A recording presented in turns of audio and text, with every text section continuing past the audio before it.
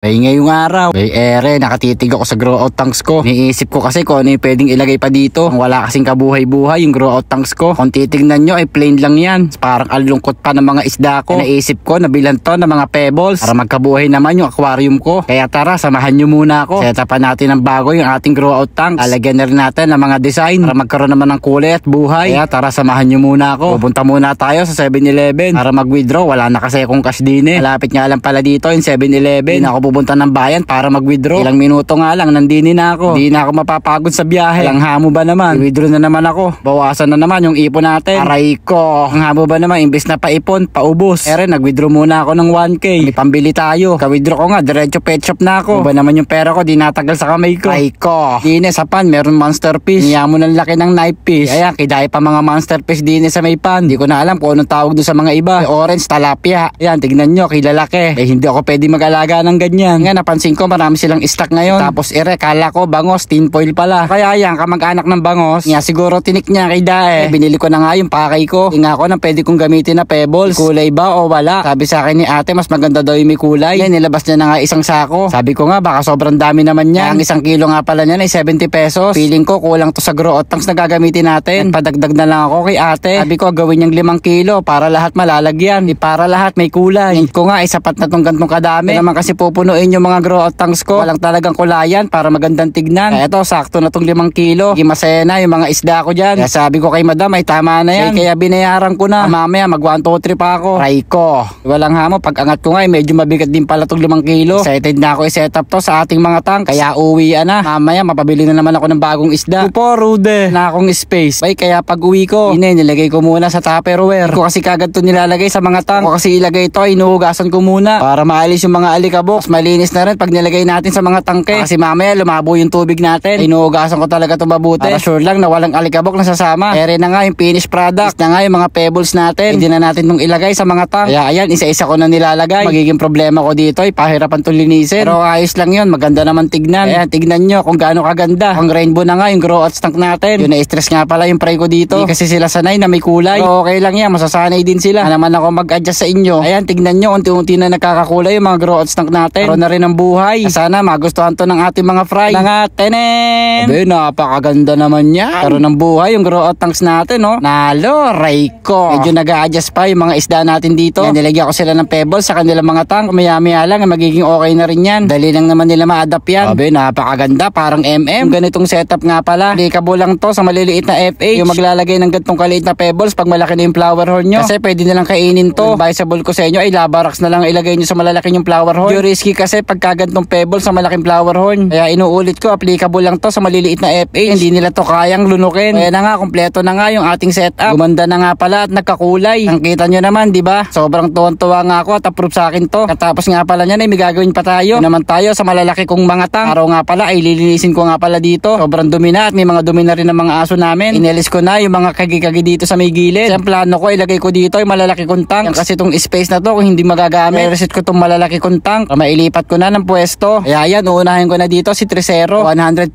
kasi tayo na reset. Kaya ang ginawa ko, kumuha ko ng galon. Yan ko nga pala to ng tubig. Paglilipatan ko kay Tresero. Pag nilipat natin siya, hindi siya ma-water shock. Pagkaubos ng tubig ni Tresero, ay kinuha ko na kagad. Dito ay dahan-dahan akong tanggalin yung mga nasa taas nito. Yung time na tumatalon talaga si Tresero. Tanggal ko, dahan-dahan ko nga siyang kinukuha. Tignan nyo naman, pumapalag pa yan. Kaya yung pagkuha kay Tresero ay dahan-dahan talaga. Kasi mamaya, pag pumalag to, mahulog. Di ko na pinatagal, dilagay ko na kagad sa galon. Mamaya, mabitawan ko pa to. Ayan, tignan nyo kung gaano kalaki si Tresero. Talaga siya kasa sa blue galon. Sabi ng kinalalaki ba, halimaw. Inalis ko na nga pala yung tank ni Tresero. Luhat ko na nga pala yan para ilipat dito sa may taas. Sabi, napakabigat talaga ng 35 galon kahit walang laman. Na nga lang talaga, macho pa ako. Buti na laang. Hindi nga, sinabay ko na rin itong isang 35 galon sa baba. Alam muna yung ilalagay ko sa taas. Sobrang bigat talaga nito. Ay ko na nga pala yung pagbuhat ng tank tsaka stand. Para isang buhatan na lang. Masakit na nga yung likod ko dyan. Kasi pag ako lang mag-isa. Pero okay lang yung ginusto ko to eh. Isda pa more. Grabe, sa totoo lang, palipat-lipat na ako talaga ng mga tangke. At ng mga followers ko, alam nyo yan. So this time, final na yan. Ang lipatan na mangyayari. Ang pagod ko na rin kasi talaga sa pagbubuhat. Lalo na itong mga malalaking tank. Dusa talaga ang aabutin mo. Tinalaang at matibay palikod natin. Talagang tiis-tiis sa pagbubuhat. Naman ako ibang makakatulong kundi sarili ko. Ako lang naman na may alam ng ganito. Aray kok. Hindi nga, dahan-dahan ko na nga itong inaayos para ipantay yung kanyang paglalagyan. Pala, isang 35 galon, naaalisin ko. Sa totoo lang, hindi ko na mabuhat yan. Wala nga mo ba naman, sumasakit na likod ko, hindi ko na maiangat. Mapapansin nyo, inihila ko na lang. Buti ka mo, hindi ko nabitawan. Kung nagkataon, basag yan. Gastos na naman. Hindi nga, hindi ko na talaga kinaya, kaya nagpatulong na ako kay Kuya Dug. Di na nga lang at hindi siya busy. Kung nagkataon, ako lang mag-isa dito. Hindi ko malaman kung paano buhat ang gagawin ko dyan. Salamat talaga ako kay Kuya Dug. Kung wala yan, naabutin ako dyan ng siyam-siyam. Di nga pala, buti, sakto lang yung ginawa ko. Ako kasi isosobra at lalagpas dito. Di na nga lang talaga, sakto at kasya. May walang hamon ng galing, parang sinukat. Siguro, para dyan talaga yan. Walang hamon naman, walang labis, walang kulang. Idali ko na ilagay at naipwesto. Tignan nyo, sobrang luwag na yung space ko dito. Ipa ako maglagay ng mga 20 galon. Ay ko. Kaya na nga pala yung itsura niyan. Tignan nyo naman, saktong-sakto. Sabi, sobrang nakakapagod nung araw na to. Date ko na lang kayo sa susunod. Set up ko muna to. Hanggang dito na lamang. Wish keeping sa lahat. Peace out!